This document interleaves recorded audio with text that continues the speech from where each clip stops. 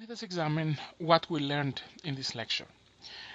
We built an expert-trained model by a physician that can accurately identify diabetic patients receiving low-quality care.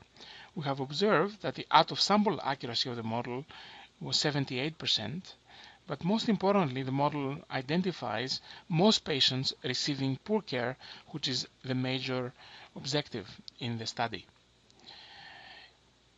Logistic regression models provide probabilities of somebody receiving poor quality care. These probabilities can be used to prioritize patients for intervention, a particularly useful outcome from the study. While the accuracy is reasonably high, 78%, it can be, of course, further improved.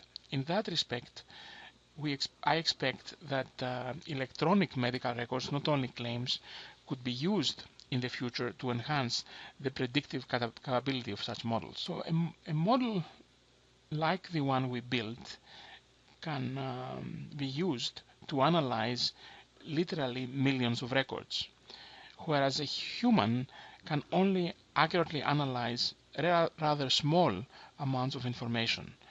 So clearly, such a model allows a significantly larger scalability.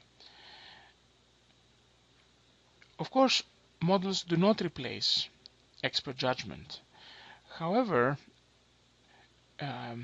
models provide a way to translate expert judgment to a reproducible, testable prediction methodology that has significantly higher scalability, as we discussed. And of course, experts can continuously improve and refine the model, as we have seen in this lecture.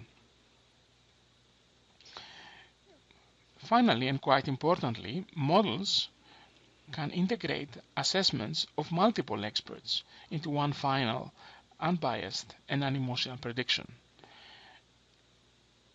And such methods of combining assessments and combining models is a tool that we will use later in the class on multiple occasions as a way of enhancing and improving quantitative models.